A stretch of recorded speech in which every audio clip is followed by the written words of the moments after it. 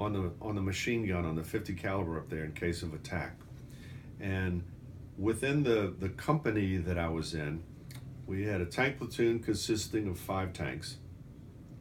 There was a mechanized infantry platoon, which was armored personnel carriers carrying guys with rifles to go out and walk around and do things.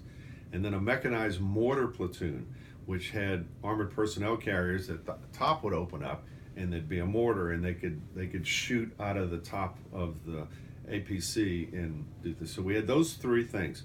Mainly when we went out every morning, either right after breakfast, we'd have the tanks in the lead so that if we hit mines, it would be the tank that hit them, which could take the abuse a whole lot more than these aluminum armored personnel carriers. And I'm kind of struck by the fact that the guy that I replaced had jumped the tank. By the way, the like where you walk is maybe 6 feet up off the ground. So the quickest way down is just to jump. Well, I learned that you should jump in the tracks that the tank had just made from where you just came, because there's certainly no mines there or they would have gone off. The guy that I replaced jumped off the side of the tank, and the force of him coming down 6 feet was enough to detonate the anti-tank mine, and it blew him up.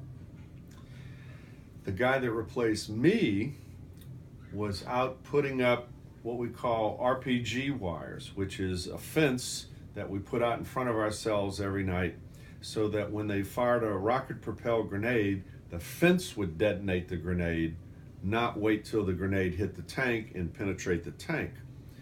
And what we would do is put that out, and we'd put something called claymore mines.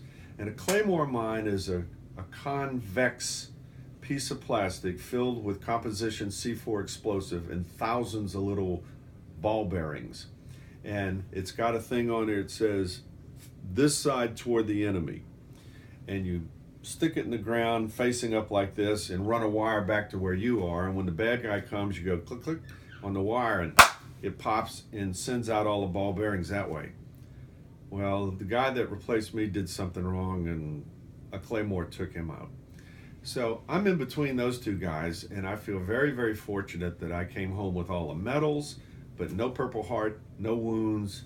I came home fine. Psychologically, I feel fine, and I feel very blessed to have done it.